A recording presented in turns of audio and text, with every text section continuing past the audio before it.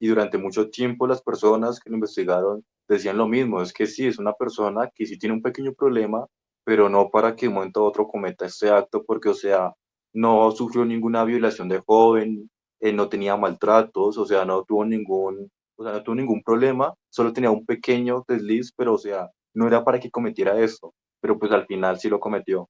Entonces la defensa del abogado fue que no estaba estable, los exámenes mostraron que no estaba estable mentalmente y pues por eso pagó la condena en un lugar. Cósmica, divinidad interior. Buenos días, buenas tardes, buenas noches, hermosa comunidad cósmica. Estoy aquí grabando un capítulo más para ustedes, un capítulo interesante, un capítulo diferente, porque vamos a hablar de estas personas que comparten con nosotros la misma raza, a lo mejor las mismas costumbres y a veces hasta la misma nacionalidad, pero que por extrañas razones actúan de distinta manera. Distinta manera porque hacen cosas inimaginables y no me refiero a la mejor parte de la vida.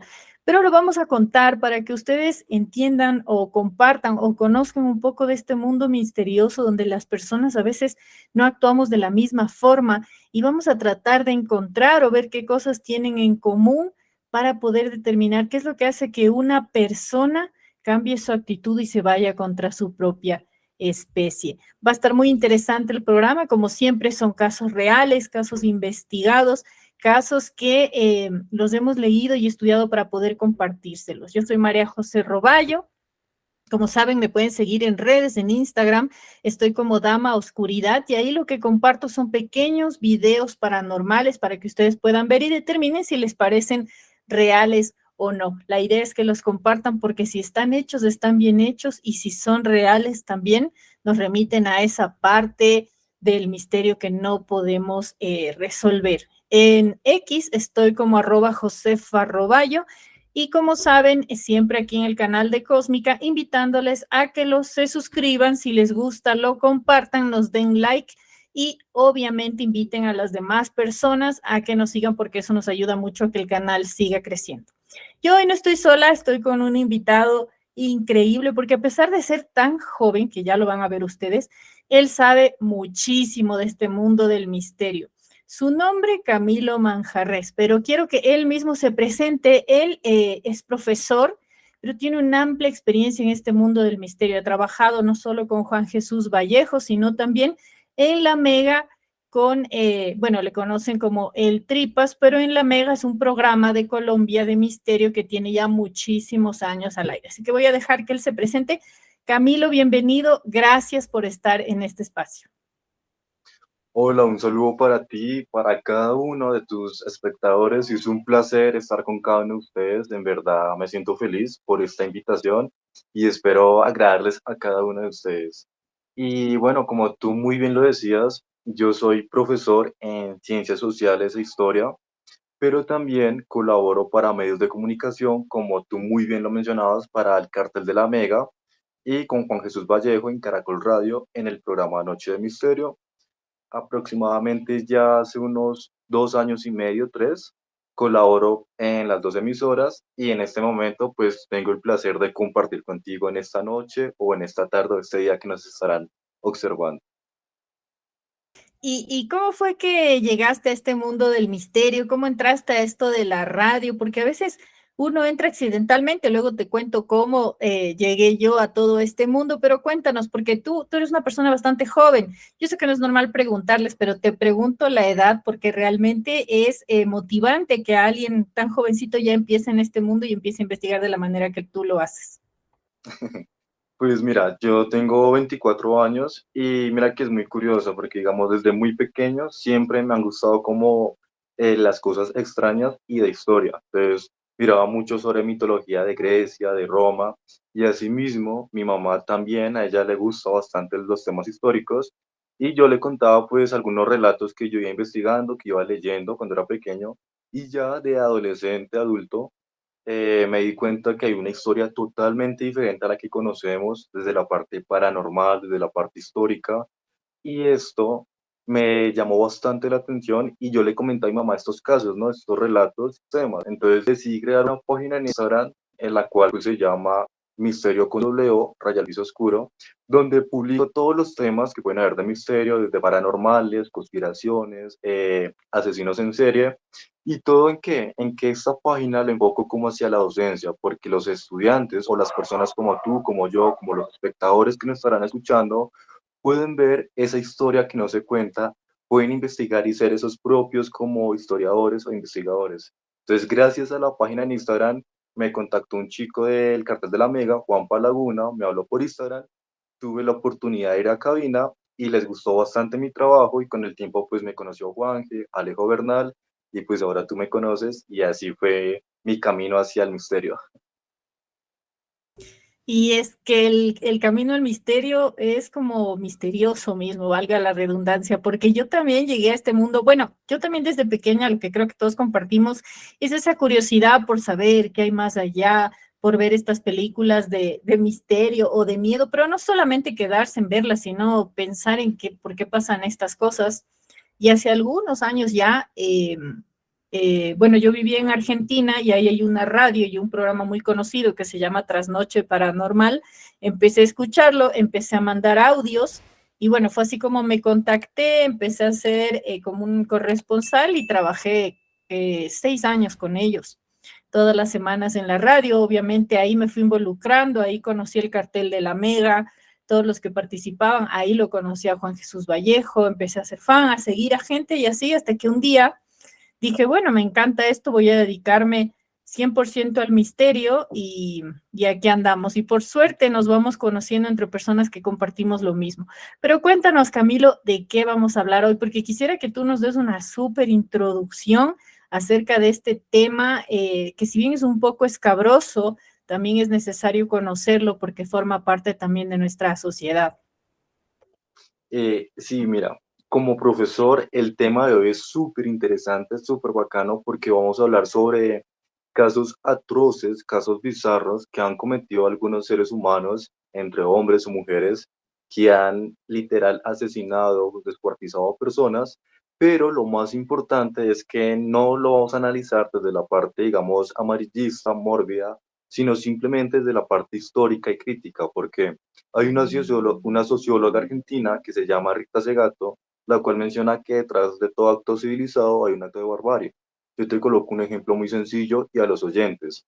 Si en este momento estuviéramos en una clase quizás de psicología, sí o sí nosotros tenemos que hablar de estos casos que son bastante mórbidos, que a pesar que pueden ser amarillistas, es fundamental mencionarlos para poder analizar los perfiles y demás cuestiones psicológicas del por qué se cometen estos actos. Así que en esta noche vamos a hablar sobre unos casos bastante extraños que sin duda alguna nosotros creemos y podemos comprobar que el ser humano quizás sí es un monstruo y es muy real, como lo veremos más adelante.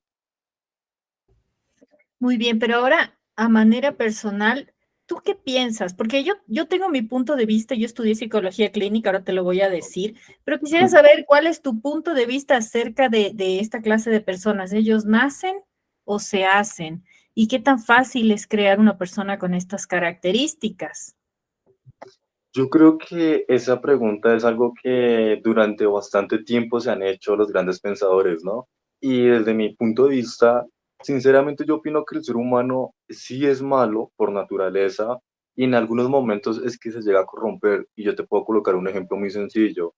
Sea que una persona sea amante de los animales y tiene sus mascotas y ve cómo un desconocido por diversión lo está golpeando o lo mata, automáticamente uno pues va a actuar por defenderse y a tal punto puede matar a esta persona, o sea, está actuando, si me entiendes, de una manera violenta. Entonces creo que muy en la parte, digamos, en el psiquis del ser humano existe como esa violencia y en algún momento como que se desata y se vuelve ese monstruo. El problema es que algunos ya nacen con eso ya desarrollado y pues cometen estos actos que vamos a hablar más adelante. Pero sinceramente sí creo que el ser humano por naturaleza es malo, pero en algunos momentos es que se nota esto. Pero, ¿qué quieres decir con que por naturaleza es malo? Porque tú estás hablando de un momento en que uno puede defender a lo que ama, o tú crees que tenemos, ¿cómo se puede decir? Que tenemos más inclinación a cometer el mal que a cometer el bien. Yo creo que todos tenemos la inclinación de cometer el mal, pero simplemente sabemos cómo regularlo, desde lo más mínimo, y de hecho lo podemos hablar de una clase de ética.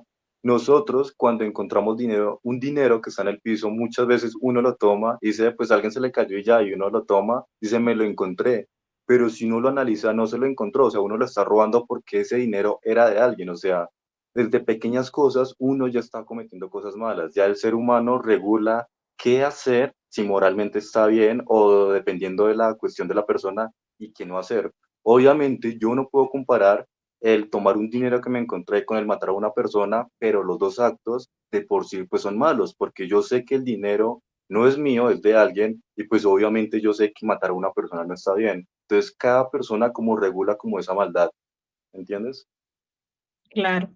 Yo te cuento desde mi experiencia que cuando estudiábamos estos casos, bueno, teníamos varias materias y entre una de esas había una con un profesor importante de apellido Tenorio que nos decía que hacer un psicópata o hacer un asesino no es algo fácil. Y que les voy a dar una recomendación para quien le interese. Él nos ilustraba muy bien este trabajo con un libro que se llama Pelos de Zanahoria. No es fácil de conseguir. Ignoro si existe en internet, yo lo leí físicamente, de hecho ya no lo tengo, creo que se perdió con los años, pero es un libro que te ilustra claramente qué es lo que tú necesitas para crear una persona inestable. Y era un libro bien importante y bien también crudo y duro. Entonces empezamos a tomar esta literatura para darnos cuenta lo difícil que es crear una persona con estos rasgos, con estas inclinaciones. Porque si tú bien dices, todos tenemos estas pulsiones, como se llaman en psicología o de la psiquis, hacia el bien o hacia el mal, y es la moral o es la educación o es la ética lo que nos permite frenarlas o dejarlas salir. Pero para dejarlas salir al nivel que vamos a ver, se necesitan unos componentes muy importantes, una familia bastante caótica, aunque aquí tengo una duda porque ha habido gente que en teoría nace de lindas familias y tiene igual esa inclinación. Cuéntanos cuál es el primer caso que vas a narrar y nos vas a explicar y vamos desarrollando este tema que es fascinante, aunque les advierto que es un poco fuerte y por eso no recomendamos que el capítulo sea observado por niños pequeños. Claro que sí. Vamos a comenzar, vamos a viajar a Norteamérica, precisamente a Ohio, y es que debemos remontarnos a 1930, y es que este relato es muy loco y yo quiero que por favor tanto tú como los espectadores se imaginen esta escena, que están viviendo en su residencia, en su casa, en su apartamento, salen a comprarlo del desayuno y ven un cuerpo en la calle totalmente mutilado, que está de que no tiene brazos, no tiene piernas. Llega la policía, pues levantan el cuerpo. Obviamente, todos ustedes, tanto tú como yo, nos asustamos y pasan los días y en esa calle de ese barrio siguen apareciendo uno, dos, tres, varios cuerpos mutilados y nadie sabe si es que es un monstruo o que es un animal o un asesino en serie que está pues matando a estas personas. ¿Qué ocurre? Desde 1930 hasta 1950, se cree, se comenzaron a encontrar estos cuerpos tirados desde Ohio, Cleveland y Pittsburgh, pero lo increíble es que absolutamente nadie sabía quién estaba cometiendo como estos actos. Los cuerpos literales están totalmente mutilados, están reconocidos.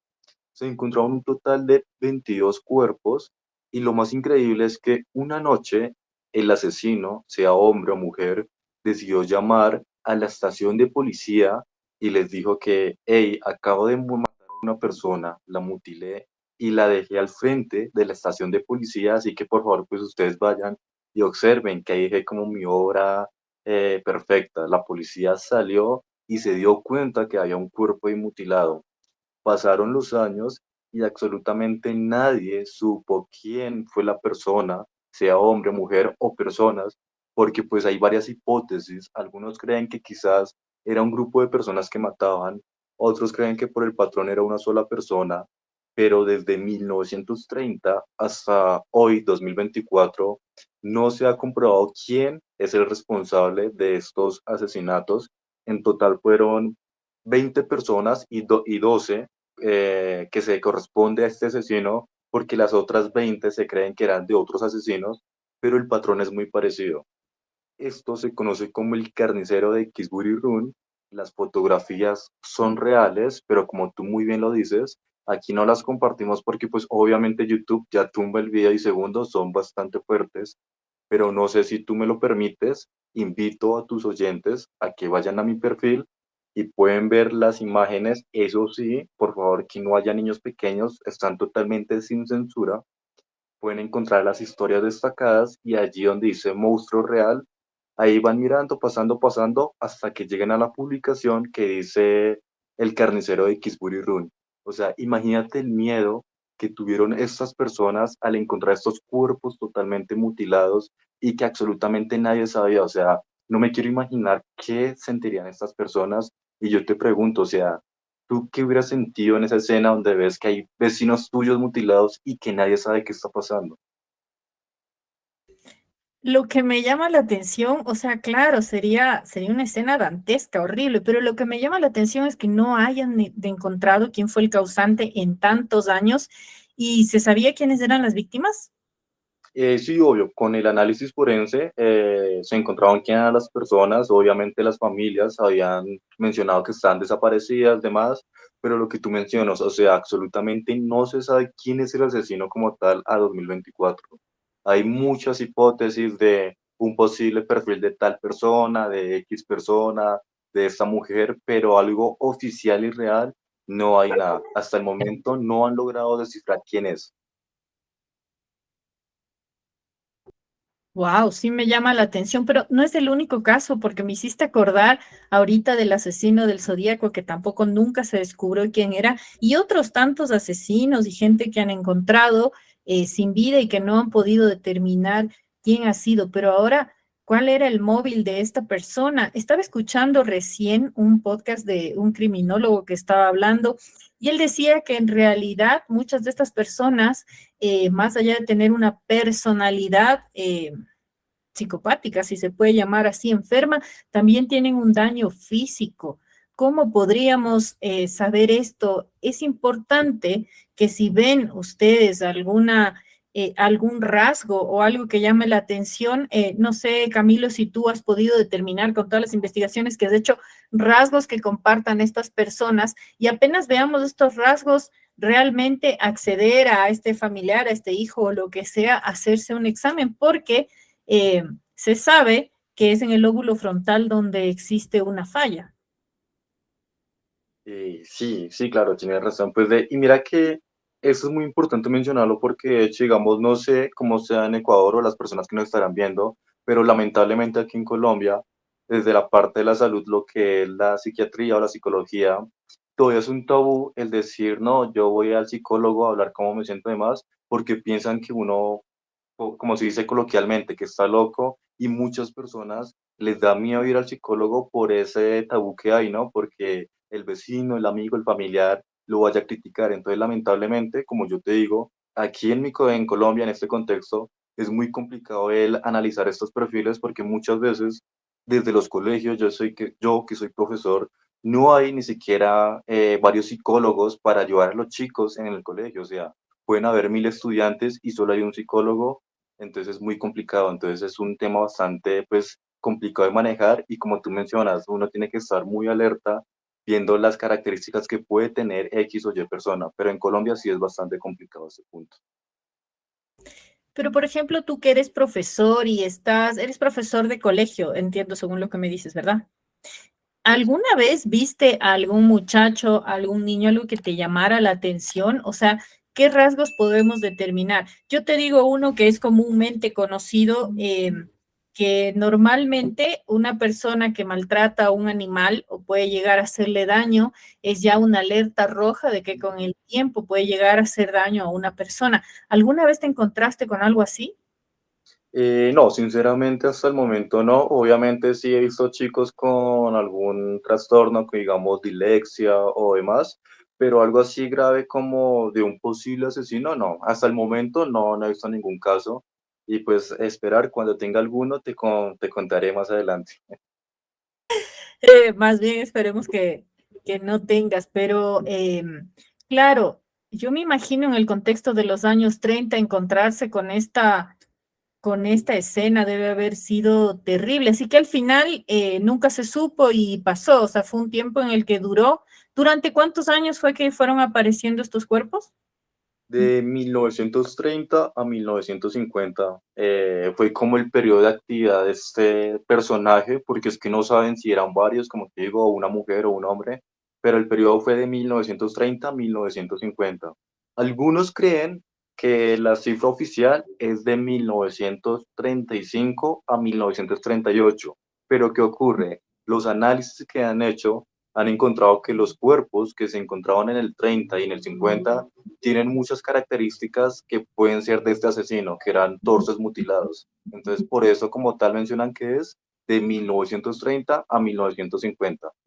Y muchas hipótesis y nadie sabe quién es el asesino del torso. Bueno, también se conoce así, el asesino del torso. Oye, este caso sí está, yo no había escuchado, pero está bien espeluznante, además como que no tiene un sentido. Y me acordé ahorita también que nosotros por la cercanía, por la frontera que tenemos, compartimos también un par de estas personas que actuaron tanto en Ecuador como en Colombia, que es el caso de Garavito, me parece vino también para acá, y, ay, se me va el nombre, ayúdame con el otro, ¿cómo se llama? Alfonso López, el de los Andes, ¿sí? Sí, el monstruo de los Andes, el monstruo de Al- los Andes. Y hay uno más, ya me acuerdo, ahorita te lo digo, pero eran básicamente hombres que lo que hacían era raptar a niños, ¿verdad? Correcto. Eh, ellos también tienen un perfil más o menos de este estilo y lo más anecdótico es que no se quedaban solo en su país, imagínate, cruzaban hasta acá a Ecuador. Acá les cuento que en Quito lo más representativo es el volcán Pichincha, que es una montaña alta que se encuentra acá a mis espaldas y uno de ellos, que era el monstruo de los Andes, precisamente por eso lo denominaban así, actuaba en las laderas de esa montaña. ¿Por qué? Porque era normal en los años 70, 80 que muchas familias suban a esa montaña, los niños suban a jugar y estaban ahí todo el tiempo y era de ahí donde desaparecían. Y me estoy acordando también el que se me había pasado, Camargo, que nosotros le conocíamos, es también una persona que abusaba de niños pequeños. Él también actuó durante muchos años aquí en Quito. Gracias a Dios, yo creo que es hace más de, no sé, 20 años que no se ha vuelto a escuchar de esta clase de personas, por lo menos aquí en Quito, no sé, en Colombia. Menos mal. No, pues imagínate que hace un año más o menos, año o año y medio, en Bogotá precisamente comenzaron a aparecer personas asesinadas en bolsas de basura, pero pues como hay mucha violencia, bandas criminales, se creen que quizás era tema de drogas, demás, pero pues sí fue extraño que un tiempo para acá en Bogotá comenzaban varias personas en bolsas de basura, aparecieron muertas. Algunos creían que era un posible asesino en serie, pero pues al final la noticia no cogió como tanta fuerza y se cree que era más tema de pandillas y demás. Así lo único así como extraño. Claro, creo que acá también pasa lo mismo con este asunto que tenemos de las bandas delincuenciales, peleas por drogas, que puede ser que esto pase, pero no se ha escuchado, por lo menos aquí en Ecuador, casos como el del monstruo de los Andes, de Camargo Barbosa, de Garavito, no se ha escuchado. Y hay un caso, yo no sé si tú conociste, de un niño que le llaman el asesino de los taxistas, que se llamaba Juan Fernando Hermosa. Es un niño que, bueno, no era niño, tenía 16 años, pero lo catalogan como un psicópata que mató a algunas personas y que fue bastante conocido y sonado en Ecuador. ¿Lo conocías? No, claro que no, cuéntanos. La verdad no lo conocía, pero se escucha interesante el caso. No lo conocía. Sí, la historia de él es un poco complicada porque al final no se supo bien cuál era el verdadero motivo, pero dicen que él no se crió con sus padres, que él se crió con una familia adoptiva y que en realidad él nunca mostró ser un niño conflictivo, pero a los 11, 12 años se empezó a dedicarse a vivir en la calle con los amigos, a pasar todo el tiempo, hasta que un día a la salida de una fiesta deciden tomar un taxi, lo llevan hacia un lugar un poco apartado de la ciudad y cuando está ahí deciden acabar con la vida del señor mediante un arma de fuego. Entonces, a partir de ese día, él se dedica a como subirse a varios taxis, lo voy a contar muy resumido, pero esta historia tiene bastantes detalles. Se dedica a subir a los taxis y él dice, cuando lo atraparon, obviamente, que él hacía eso porque le parecía que los taxistas abusaban de la gente. ¿A qué me refiero? Él decía que, por ejemplo, una carrera, yo no conozco Bogotá, lamentablemente, pero digamos que una carrera de aquí a, no sé, en un radio de 4 kilómetros, aquí te puede costar $1.50 hoy día, ¿verdad? Ok. Y cuando tú te subías en ese tiempo que no había un taxímetro, no había una regulación, el que quería te cobraba 3, el que quería te cobraba 5 y si era de noche te cobraba 8. Estoy poniendo un ejemplo. Entonces, él se subía a estos taxis y a todo el que él descubría que trataba de usar de la gente, le quitaba la vida. Entonces empezó así con una carrera, ya no solamente de estos actos, sino delictiva, con una pandilla, hasta que fue capturado en una carretera. Pero la historia se complica porque luego dicen que en realidad a quien capturaron fue al primo, quien había tomado el nombre de Juan Carlos Hermosa y que al que capturaban era el inocente y que el verdadero asesino quedaba libre porque tenía otro nombre. Finalmente, este chico ya no está más tiempo vivo, falleció en la cárcel, pero es uno de los asesinos, entre comillas, más reconocidos aquí en Ecuador y sobre todo porque era muy, muy joven y tuvo en su haber varios taxistas. En ese tiempo que te estoy hablando de los años 80, la gente tenía mucho miedo. La gente y sobre todo los taxistas tenían mucho miedo de la gente que se subía porque pensaban que de algún modo u otro podía ser uno de ellos y acabar con su vida. Oye, pero qué caso tan fuerte, o sea, parece una película de miedo, o sea, créeme que no lo conocía, pero en verdad se escucha bastante tenebroso y chévere para analizar psicológicamente el por qué cometía estos actos, o sea, bastante interesante. Yo te invito y te voy a pasar después una información que sería súper bueno que hagas la investigación y presentes el caso de él, porque es un caso bien reconocido. Y el otro día lo escuché en otro país, en México, precisamente que alguien contaba de él, pero no, nada que ver, o sea, no contaban la realidad de los hechos. Y sí sería bueno documentarse bien. Podemos Claro. hacer un programa de él porque es un caso bien que llama bien la atención, no solamente por el desarrollo de su vida, por qué le pasó en su infancia, por qué él no vivió con sus padres, qué pasaba con el primo, se cambiaban las identidades, cuál era la ideología. Y de él tienes fotos, tienes entrevistas, tienes videos, tienes grabaciones donde él mismo dice que él hacía esto con los taxistas porque ellos abusaban de la gente. ¿Qué te parece, Camilo? Me parece fenomenal, claro que sí, me gustaría muchísimo hacer una investigación sobre ese caso, bastante, bastante chévere. Ajá. Bueno, cuéntanos qué otro caso tienes para ilustrarnos hoy. Ahora sí, en el segundo caso vamos a viajar ahora a Canadá y es que este hecho ocurre en el año 2008, precisamente un 30 de julio. Y vamos a hablar sobre el caso de Tim Madeleine, un joven que este relato es bastante, bastante triste y perturbador y yo quiero que tus oyentes y también tú hagas el ejercicio. Este joven sale de trabajar un día totalmente de trabajo, está cansado, quiere compartir con su familia, así que él decide tomar el bus. Él toma el bus más o menos un trayecto de 2 horas y media porque trabajaba como a las afueras de la ciudad. Entonces él toma el bus, se sienta en la parte trasera, se coloca unos audífonos y duerme hasta llegar a la casa, al apartamento.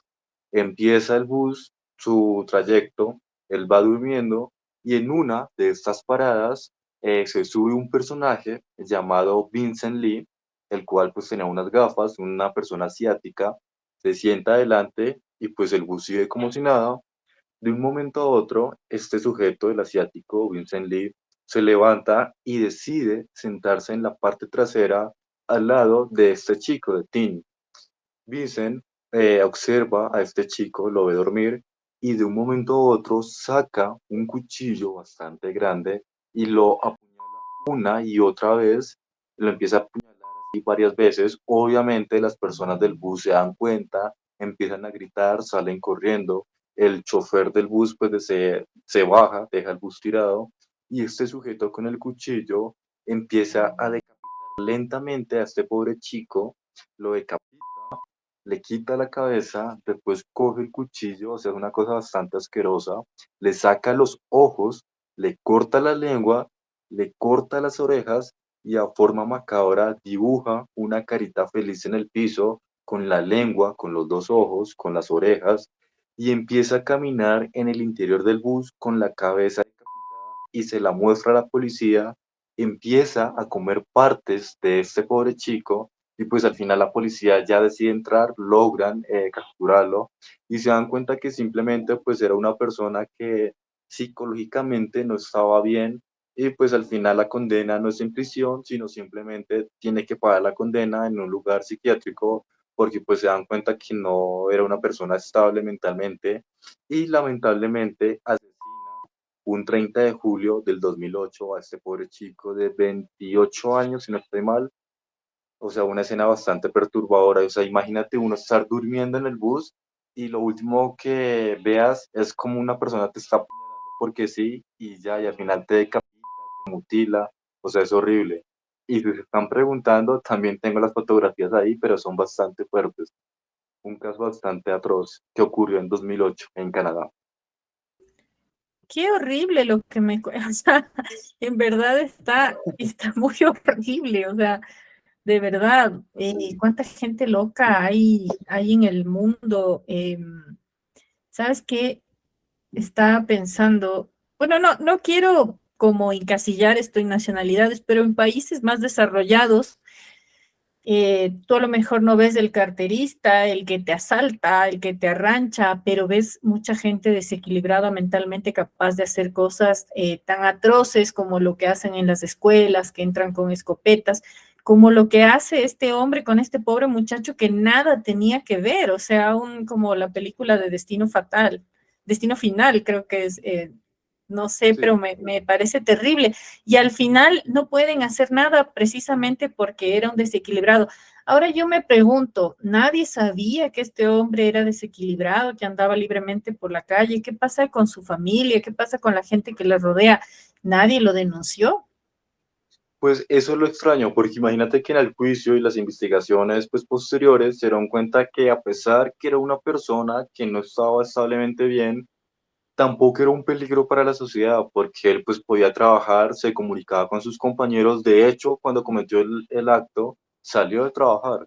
Entonces era una persona que podía estar en sociedad, pero con un análisis profundo, un análisis psiquiatra, se daban cuenta que sí tenía como un pequeño problema, un pequeño trastorno, pero pues no era así nada tan grave. Y durante mucho tiempo las personas que lo investigaron decían lo mismo, es que sí, es una persona que sí tiene un pequeño problema, pero no para que de un momento a otro cometa este acto, porque, o sea, no sufrió ninguna violación de joven, no tenía maltratos, o sea, no tuvo ningún problema, solo tenía un pequeño desliz, pero, o sea, no era para que cometiera esto, pero pues al final sí lo cometió. Entonces la defensa del abogado fue que no estaba estable, los exámenes mostraron que no estaba estable mentalmente y pues por eso pagó la condena en un lugar psiquiátrico. ¿Pero qué fue lo que le pasó? ¿No hay alguna entrevista del hombre donde diga por qué hizo lo que hizo? El hombre dice, supuestamente lo que dice Vincent, es que cuando él entró al bus, él vio al diablo o al demonio que estaba sentado al fondo y que él decidió matarlo para acabar con el demonio, son las palabras de él. Que él en su perspectiva le está viendo ahí un demonio y debía asesinarlo. Y antes de matar a este chico, ya que tú me lo recuerdas, él tenía el cuchillo porque él ya tenía una visión de que supuestamente él tenía que matar al demonio. Y justo este chico, Tim, fue tan de malas que él era el demonio para Vincent Lee. Ese Wow. día, esta persona sí vio a un montón de personas porque pues obviamente salió de trabajar, ahora ha comido algo, tomó algo, se comunicó con personas y nadie era el demonio, solo este chico lamentablemente.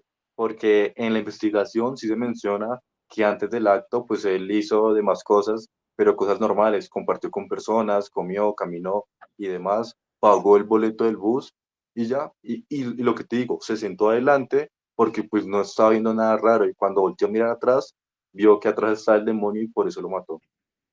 Wow, me acordé porque hace unos días en el canal subí un relato que es solamente locutado de la historia. Claro que esta historia es ficticia, pero más o menos cuenta lo mismo, que se llama La lengua del diablo y es un hombre que empieza poco a poco a imaginar que él es un diablo y que necesita comer personas y empieza a tener una actitud, empieza a buscar, empieza obviamente a cometer estos actos, pero porque él se percibe como un demonio. Y es increíble ver cómo la mente de las personas, en realidad en todos los días, como decías antes, nos hace ver lo que queremos ver. O sea, aunque estemos mentalmente bien, a veces no aceptamos ciertas realidades o ciertas cosas, que en algo sencillo te digo, como cuando tú y yo podemos discutir, es por esta calle, no, es por la otra calle, y los dos estamos 100% convencidos de nuestra realidad, y obviamente uno de los dos solamente tiene razón, pero los dos estamos en ese mundo. Entonces yo me imagino que ante la cabeza de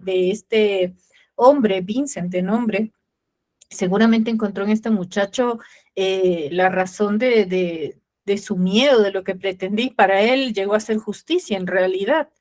Qué terrible. Yo te quiero hacer una pregunta, ya desde la parte, digamos, psicológica o ya desde tu parte, digamos, personal.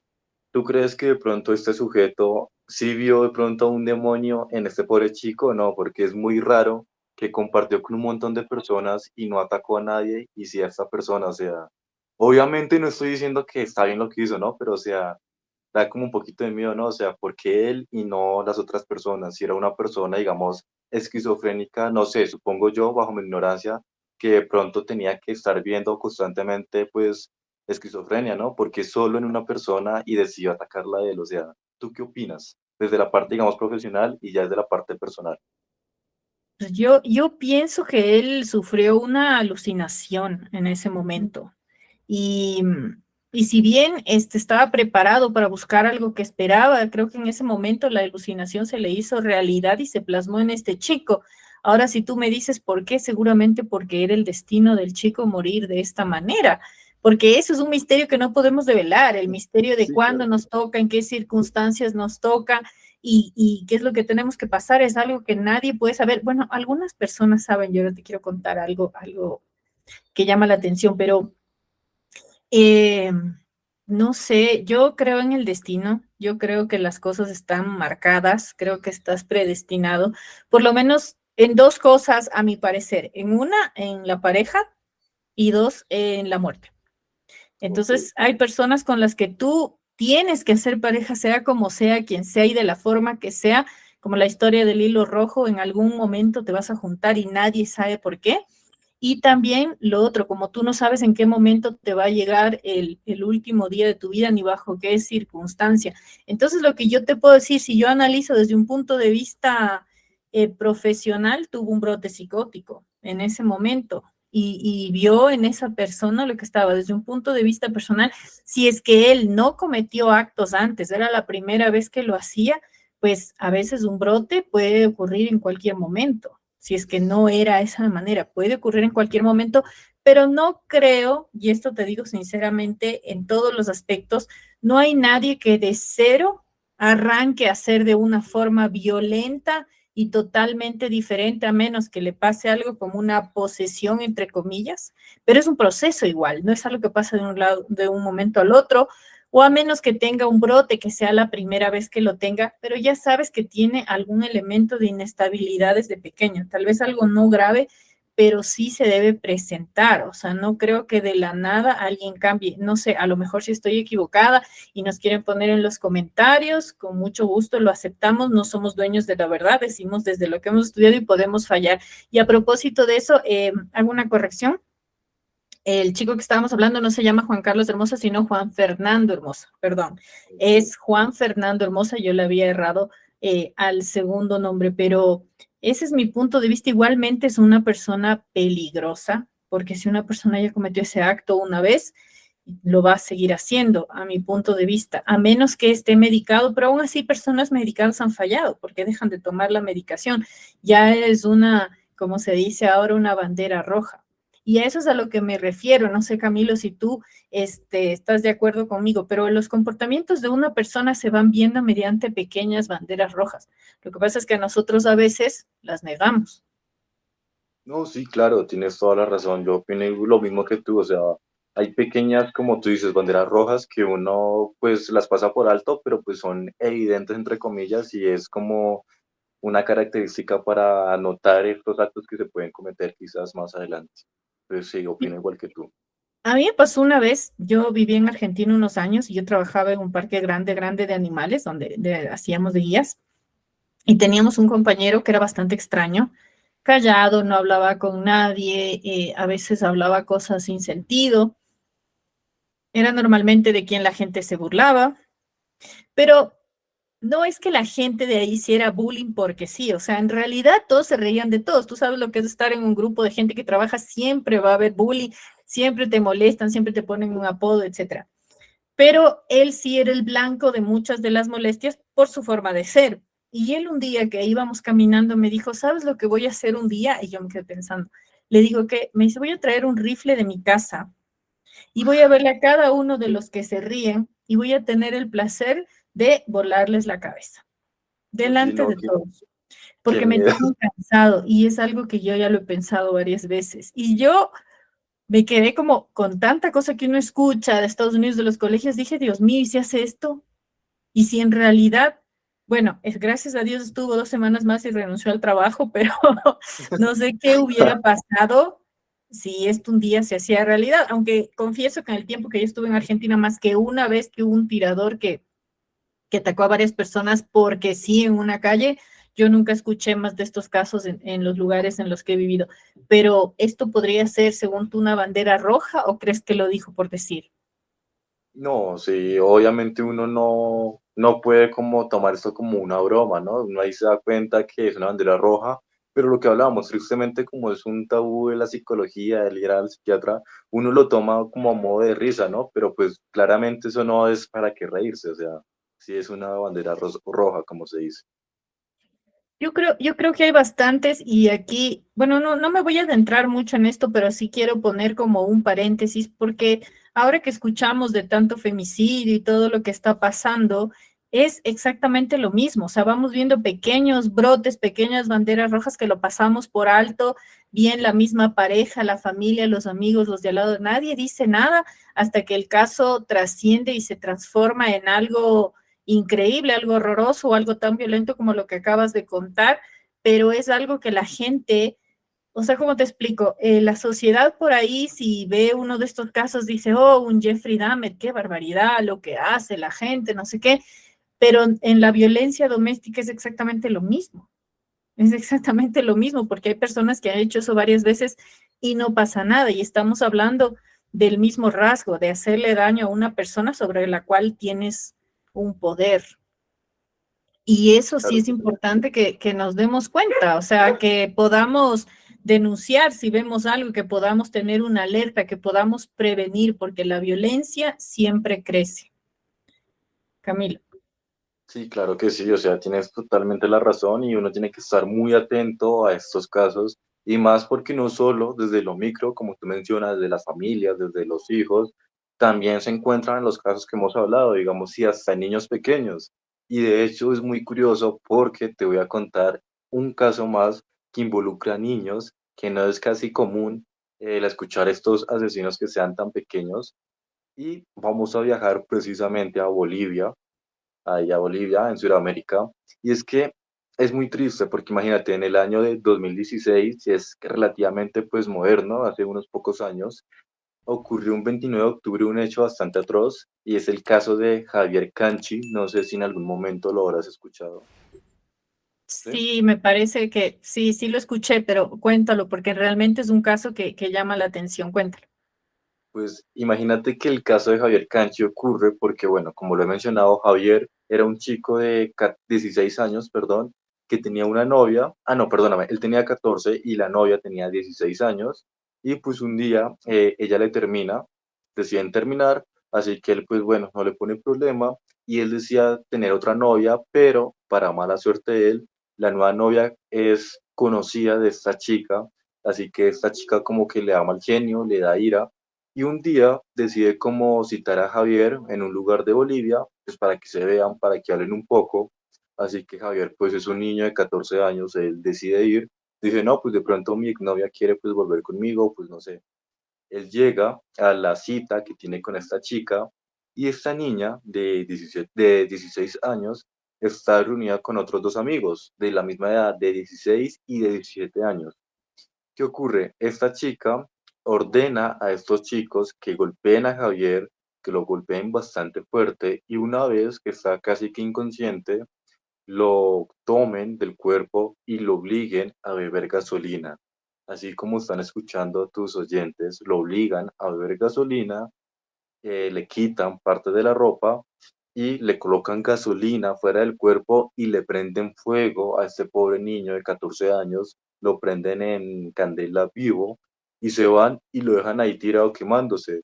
Este pobre chico obviamente empieza a gritar, empieza a sufrir, los vecinos salen, ven a esta antorcha humana, le pues colocan agua, logran apagar las llamas y este chico sigue con vida, pero todo su cuerpo, tanto interna como externamente, está totalmente quemado. Él dice que por favor lo maten o que por favor le den agua porque está sufriendo. Los vecinos lo graban, graban el audio de este pobre chico y también un pequeño video. Y es una escena bastante fuerte donde este pobre chico está pues llorando, se está lamentando por el sufrimiento que tiene. Llega pues la ambulancia, logran llevarlo al hospital más cercano, pero pues tristemente este pobre chico muere por la gravedad de las heridas y al final capturan a los dos chicos que lo quemaron y a la exnovia, los condenan pues por este crimen que ocurrió en el 2016. Y lo más fuerte de este relato, al pesar que todo es fuertísimo, es escuchar a este pobre niño cómo sufre, cómo llora, porque está la grabación que es bastante perturbadora. Y como te lo vengo diciendo, o sea, que una mujer, que una niña de 16 años le diga a sus amigos de la misma edad, de 16, de 17, que quemen vivo a un niño de 14 años solo porque se metió con otra niña, o sea, es algo bastante fuerte, ¿no crees?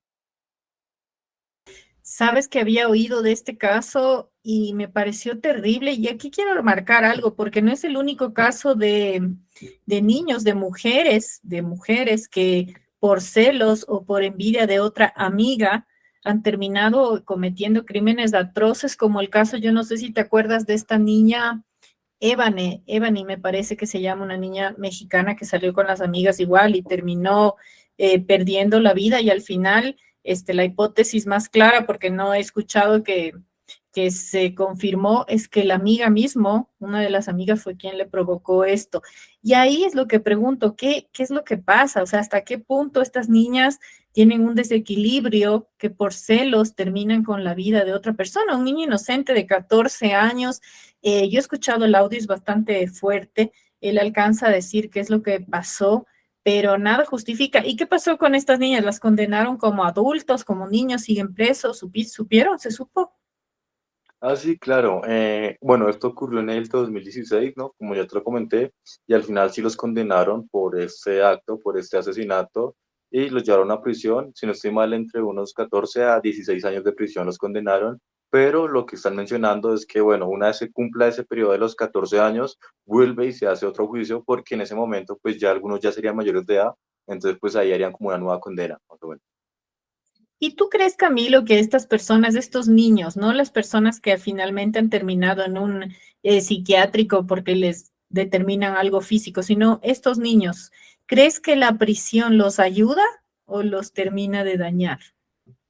No, claro que no, porque y lo que veníamos hablando recién comenzó este programa, que muchas veces no hay el personal capacitado en los colegios cuando son niños pequeños para ayudarlos independientemente, ya sea para un trastorno grave o simplemente para una dislexia.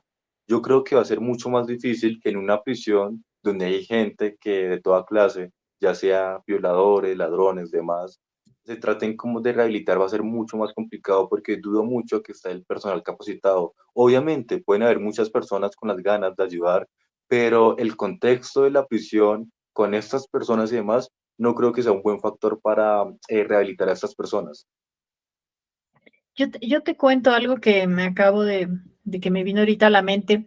Hace años, cuando yo terminé, bueno, antes de terminar la carrera, aquí te hacen hacer un año, un poco más de práctica. Entonces te mandan a distintos lugares donde puedes aplicar la psicología y te puedo contar, tengo unas historias, así que te juro que las de la red se quedan cortas, pero entre estas te mandan siempre a hogares conflictivos. A un compañero le mandaron a un reformatorio de chicos donde habían estos chicos que cometían crímenes. No contó muchos casos y si me contó no los recuerdo, pero a mí me mandaron a una escuela que era una especie de guardería donde recibían a los niños de las mujeres que estaban en prisión. Ellos estaban ahí, era como una escuela de ayuda, entonces trabajabas con los niños. Y yo recuerdo que había un niño de un hogar súper conflictivo, que era un niño, tenía 5 años y el hermano tenía 4. Y si tú te acercabas, los dos hermanos tenían toda la cara rayada, porque cuando se agarraban a golpes, no paraban hasta sacarse sangre. O sea, los niños se afectaban no solamente porque a un niño le puede empujar o dar un golpe a otro que es normal, pero estos ya se hacían daño. Entonces, cuando tú los conocías, los niños estaban muy lastimados, y eran lastimaduras entre ellos. El menor todavía era más controlable, pero el de 5 años tenía un comportamiento que llamaba la atención. Obviamente tú veías la historia de la familia, el padre era, eh, vivía en la delincuencia, maltrataba a la madre, cometía actos terribles, todo esto miraban los niños y el niño crecía en ese medio y tú veías que cuando el niño se peleaba, por ejemplo, con otros niñitos pequeñitos, no paraba hasta que el niño le salga sangre. El niño no paraba, o sea, no le dejaba de pegar, de empujar, le daba con la lonchera, con lo que sea, y cuando él veía que el otro niño le empezaba a salir sangre, era la única forma de que lo suelte. Entonces ya te imaginarás el futuro que podrá haber tenido ese niño. Y esto te lo cuento en primera persona porque lo viví yo. Se trabajaba con el niño, trabajamos muchas veces y la cuestión en psicología, yo te cuento, es un poco frustrante porque tú trabajas con los niños y los niños empiezan a mejorar y empiezan a cambiar la conducta porque están al lado tuyo, están en otro ambiente, pero resulta que el fin de semana volvían los niños de estos, la mayoría, unos iban a la cárcel porque ahí estaban sus madres y los llevaban allá porque allá dormían, y otros iban a sus hogares, volvían a vivir estas situaciones de violencia y venían peor de lo que habían mejorado. Y cuando tú le entrevistabas a la madre no podía salir de la situación de violencia. No podía salir la madre a pesar de que se le daba la ayuda. Aquí existe una comisaría de la mujer donde tú denuncias, puedes ir, te dan albergue, te dan protección. La madre no salía de ahí. Y te puedo contar que entre una de las cosas más fuertes que viví es entrevistar al padre de este niño. Yo no sabía en qué momento me iba a matar, te lo juro. Primero era una persona como de 1,95, grande, Grande. grandote. Me refiero a la raza negra, no por el que tenga algo de malo la raza negra, sino porque normalmente son más fuertes y más altos, o sea, tienen una contextura corporal muy fuerte, ya de naturaleza. Era un hombre muy grande, un hombre muy violento y con una mirada muy aterradora. Entonces, cuando él entró a la sesión, entró a amenazar y la verdad que no fue mucho lo que se pudo hacer con él, más que uno tratar de que se vaya para preservar la vida, pero tú ya sabes que ese niño está marcado de por vida para no surgir de una manera positiva. Y creo que en muchas familias este índice de violencia va creciendo, por eso estas niñas se atreven a hacer esto a los compañeros. Y casos como el que tú cuentas hay en Japón, hay en todo el mundo, de niños que han atacado a sus propios compañeros por algún asunto de celos. No sé si tú alguna vez viviste de cerca algo parecido. No, mira que algo así tan fuerte como lo que hemos venido hablando, no. Lo único sí fue bueno, una persona muy allegada a mí, un amigo. La familia no es que fuera tan violenta, pero pues la mamá sí los trataba un poco fuertes, con groserías, demás. Pues los golpeaba, pero no, digamos así, que los maltrate como tal, pero pues sí era una mamá como un poco fuerte. Y este chico pues se metió en el tema de las drogas, para que me entiendas, empezó a consumir drogas y un día supuestamente él lo menciona, él vio que él tenía que salvar a su sobrina, porque así lo menciona, y era una niña de 2 años más o menos, 2 años, un año de nacida, la tomó de sus brazos y salió corriendo y se tiró del apartamento de un tercer piso, cayó al piso, la niña menos mal no le pasó nada, a mi amigo tampoco le pasó nada, pero pues se levantó todo ensangrentado.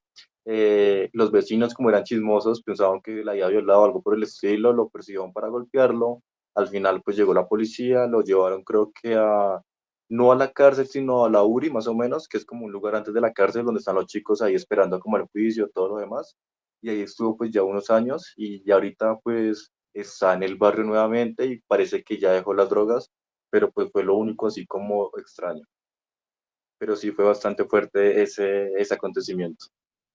Pero lo extraño es que se haya botado al tercer piso y no le pase nada.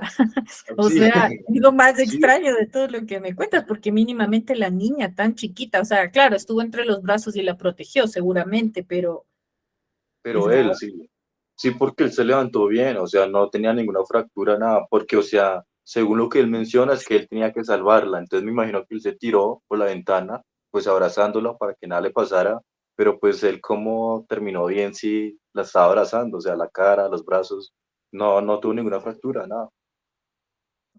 Qué raro este caso que me cuentas. Y aquí, o sea, es que todo esto nos lleva a tantos temas porque también aquí ya no sé si poder hablar de ángeles de la guarda o demonios o que sea, pero tanta gente se ha tirado de edificios y de 3 pisos estamos hablando de alto, un lugar alto como para que no le pase Claro. absolutamente nada. Y que fue con impulso, porque él salió corriendo y rompió la ventana, o sea, no es que hubiera tirado normal, sino fue con impulso, era para que algo le hubiera pasado por el impacto y no le pasó nada.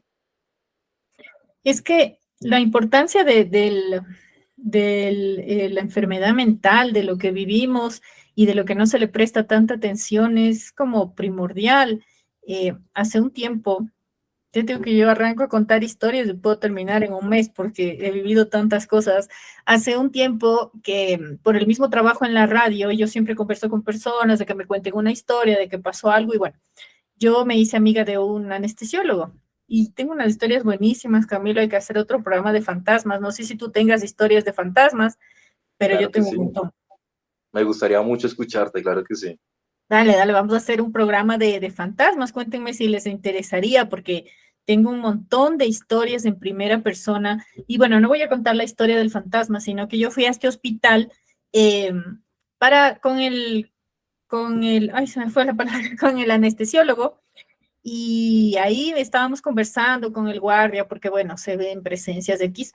Y el guardia comentaba que lo único que a él un día le llamó la atención es que llegaba un muchacho que ya lo habían llevado porque se tomó pastillas, ya lo habían llevado porque se cortó las venas, ya lo habían llevado porque se tomó veneno, ya lo habían llevado porque se te había tomado cloro. Era como 5 o 6 veces que él había tenido estos intentos de quitarse la vida y no lo lograba, pero era una persona ida, como una persona, claro, tenía depresión, estaba tratado, una persona triste, pero lo que hace es increíble porque el Hospital del Sur es un hospital como de unos 8 pisos, calcúlale un hospital grande, con esa estructura de hospital, pero así grande, de unos 8 pisos, y está el video que sí lo vi.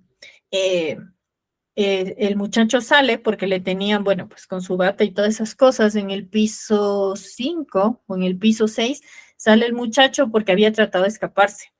Se había bajado por el ascensor y abajo los guardias se dieron cuenta, lo vuelven a subir al ascensor, le llevan al piso 6 y cuando él sale del piso 6 sale corriendo y atraviesa la ventana, tal como tú cuentas de este amigo, pero con una fuerza. O sea, los vidrios del hospital no son vidrios, yo no sé si se dice igual en Colombia, pero aquí se les llama por líneas, un vidrio de 4 líneas, 5 líneas, es un vidrio grueso que no se rompe fácilmente.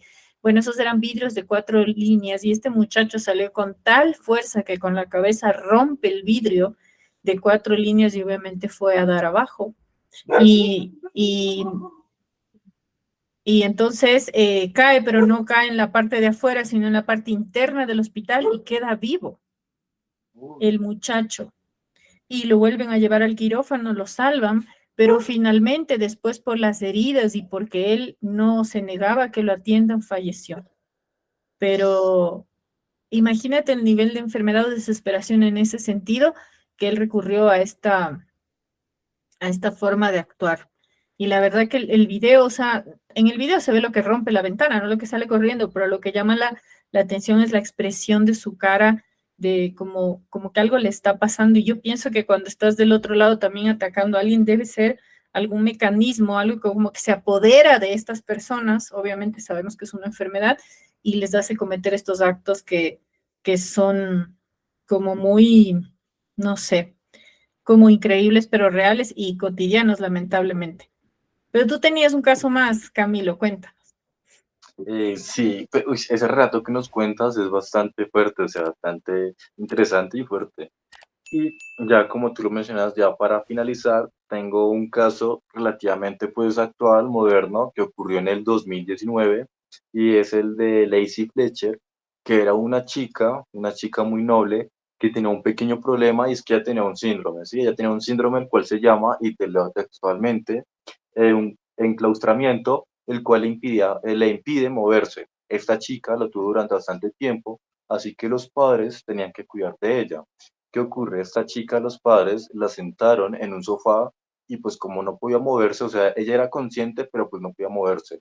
Los padres la dejaron sentada ahí durante varios años, a tal punto que esta pobre chica se estaba pudriendo en vida, se estaba fusionando, literal, se estaba fusionando con el sofá y internamente ella, bueno, en ese sofá, como ella no podía moverse y los padres tampoco la movían porque aún estorbo para ellos, ella hacía sus necesidades ahí, orinaba, hacía pues sus excrementos y no la limpiaban, o sea, ahí sentada durante años encima de sus excrementos, de sus orines, y los bichos comenzaban a devorarla desde afuera hacia adentro porque comían el excremento, comían pues sus partes íntimas demás y esta chica murió no por eso, sino simplemente le dio un paro cardíaco, si no estoy mal. Los padres, al darse cuenta que no estaba respirando, llamaron a la policía, a la ambulancia, el 911. Esto ocurrió en Estados Unidos, ¿no? Lo menciono.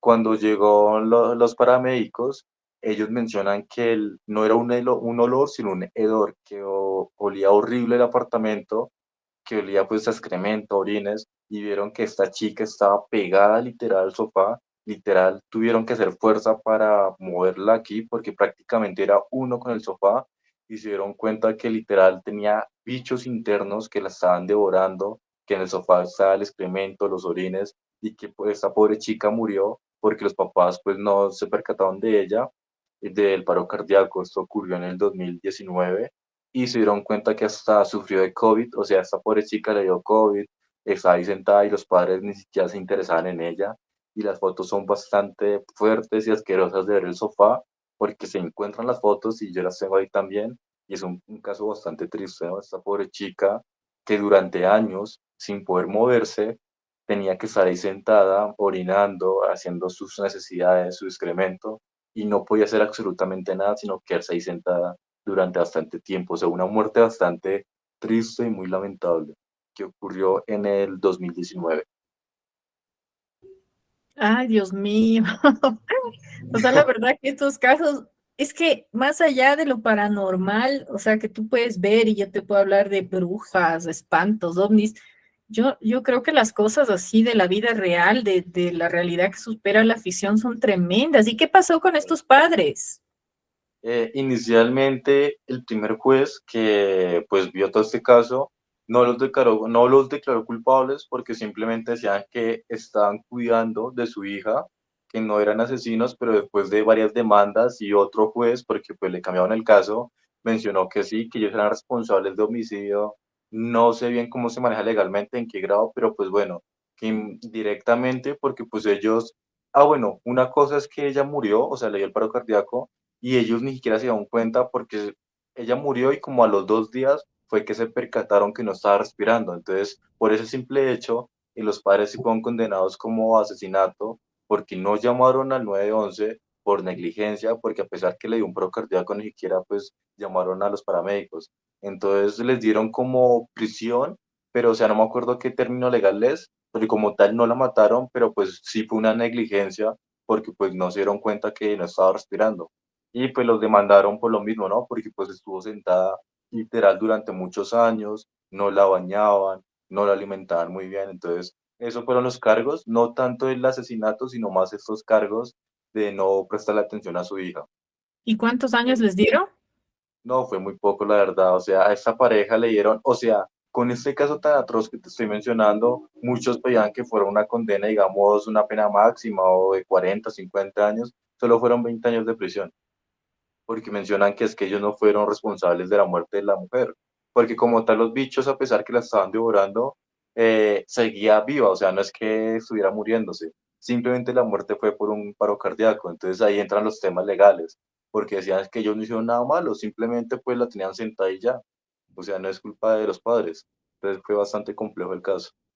Claro, o sea, obviamente no es culpa de la muerte en sí porque le dio un paro. Si mal no estoy, creo que se llama homicidio culposo cuando mueren, pero no es directamente la intención, pero me parece un horror. O sea, son peor porque por lo menos una persona que quita la vida es en un segundo, pero estos le dejaron sufriendo años y hay varios casos de niños que están documentados donde los padres los maltratan, les abusan, les pegan y los siguen teniendo ahí, nadie hace nada, como pasó hace poco en Argentina del caso de unas dos mujeres que también le quitaron la vida a un chiquito de 5 años, fue muy sonado y fue por el volumen de castigo que le daban y que le daba la madrastra. En este caso eran dos mujeres que estaban casadas, pero la madrastra, la que era, no era la propia madre, era la que maltrataba terriblemente a este niño hasta que perdió la vida. Y llegó al hospital llevándolo y decía que no sabe qué le pasó, cuando evidentemente el niño tenía tantos golpes y tantas fracturas que ellas fueron condenadas. Y sin embargo, están en la cárcel juntas bien y hasta se sacan fotos. O sea, es increíble la impunidad que también tiene nuestro mundo y por eso también es importante visibilizar casos porque el mensaje finalmente es que si ven algo, hablen, denuncien, digan, sean que vean un maltrato a un animal, a un niño, a una persona mayor, a una persona indefensa, a una mujer o un hombre, porque también en la comisaría de la mujer no solo llegaban mujeres, sino también hombres muy maltratados y a quienes también les han quitado la vida, Camilo. Tremendos tus casos. Recuérdanos tus redes para la gente, bueno, que quiera ver estas fotos, no creo que sean muchos, pero los que quieran ver, pero más allá de eso, para que vean todo tu contenido, que también es increíble, te sigan en tu canal de YouTube, conversen contigo y conozcan todo lo que haces en tu trabajo. Claro que sí, muchas gracias. Pues todo lo que hablamos en esta noche, pueden ver las imágenes, los que quieran, obviamente, y con respeto, sin censura, en mi Instagram, que es misterio con doble O, misterio O, raya al piso oscuro. Ahí podrán ver historias destacadas que están en orden. Hay una historia destacada que se llama Monstruos Reales, que es una de las más antiguas. Ahí ustedes pueden ingresar y pueden ver todos los casos de asesinatos, entre ellos algunos que hemos hablado hoy, van mirando y ahí cuando le den clic pueden ver las imágenes sin censura, que por el momento no he perdido mi cuenta en Instagram porque pues son casos fuertes. Y también pueden seguirme en YouTube con el mismo nombre, Misterio O, Raya al Piso Oscuro. Y como tú lo mencionas, no solo hablo de asesinos en Instagram y en YouTube, sino todo el contenido de misterio sobre conspiraciones, fantasmas, monstruos y demás. Todo el tema del misterio lo abordo yo, tanto en Instagram como en YouTube. Chévere, entonces le invitamos a toda la comunidad a seguir a Camilo en Misterio con doble O. Aquí le decimos raya abajo oscuro, ustedes le Sí. dicen raya piso, guión bajo le decimos nosotros, pero que te sigan, vayan, te sigan en Instagram y agradecerte mucho, agradecerte por tener esta charla tan amena, si bien el tema no es que ha sido muy simpático, pero también es un tema que se debe investigar y que se lo debe hablar y que sobre todo son casos reales, porque lo que siempre hablamos y hablamos con otros invitados, nosotros no inventamos cosas ni ponemos ficción para que la gente nos siga, la verdad compartimos este espacio porque es placentero conocer personas y compartir todo esto que nos apasiona tanto, que es hablar del misterio. Así que bueno, te agradezco y queda la invitación para que hagamos un especial de casos de fantasmas, que como te digo, yo tengo un montón, un par de experiencias y muchos en primera persona y los casos de este hospital, que te cuento que son el Hospital del Sur, Lamentablemente no tengo las narraciones porque los teléfonos, sabes que con el tiempo se dañan, se caen, se pierden, Sí, claro. pero tenía la narración de los cirujanos de muchas cosas que pasaban en este hospital y de las enfermeras. Y está buenísimo y sería muy bueno compartirle a la gente estos casos que son inéditos porque no están en internet, sino que te lo cuenta la gente que los vive a día a día. Así que muchas gracias, Camilo. No sé cómo quieres cerrar el programa, qué quieres decirle a la gente. No, gracias a ti, en verdad encantado por estar aquí y sé que este año y en adelante vamos a estar colaborando juntos y espero que pronto nos vemos en persona. De nuevo, gracias por la invitación y un fuerte abrazo a cada uno de tus espectadores. Encantado de estar por acá y espero volver pronto. Sí, sí, seguramente que sí. Bueno, agradecerle a la gente, recordarles que yo soy María José Roballo y que a partir de finales de febrero vamos a estar haciendo estos viajes de misterio, estos viajes de autor, como se llama. Vamos a arrancar con Perú. Toda la información va a estar al final en la caja de descripción. Pueden escribir a mi correo que les voy a dejar aquí anotado. Y ahí está todo lo del viaje de Perú, que son 13 días por los principales lugares de misterio y va a estar increíble porque es un viaje para los amantes del misterio y que quieran descubrir todos estos lugares enigmáticos. No es un viaje de turismo, es un viaje de misterio. Y cuando hagamos el viaje a Ecuador, que va a ser en marzo, perdón, en abril y en mayo, obviamente, Camilo, serás invitado para que conozcas todo esto maravilloso que tenemos acá en el Ecuador. Como siempre, les agradezco mucho, les pido que se suscriban, que compartan. Un abrazo grande y espero vernos prontito en otro capítulo más del podcast para que conozcan otro misterio u otra parte de este mundo que nos gusta tanto. Invitarlos también a que nos oigan en la página de YouTube de Caracol Radio en Noche de Misterio, que hace poquito, el 6 de enero, Camilo y yo hicimos con Juan Jesús Vallejo y Ale Bernal un especial sobre cabezas reducidas y desapariciones y está buenísimo. Camilo, invita a la gente antes de despedirnos que nos oigan por allá también. Claro que sí, están cordialmente invitados para que escuchen un rato agradable de los relatos de Majo, de Juanje y de Alejo. Hablamos de unos casos bastante extraños y bastante interesantes, desde algunas cabezas reducidas hasta personas que misteriosamente se prenden vivas en llamas, que no tienen explicación alguna. Entonces, están cordialmente invitados y que escuchen todos los relatos que hablamos en ese programa. Corren entonces también a YouTube, a Noche de Misterio por Caracol Radio, que está ahí subido y ahí está nuestro capítulo, que no recuerdo cómo se llama, pero es uno de los últimos que salió el 6 de enero. Ahora sí, me despido. Un abrazo, linda tarde.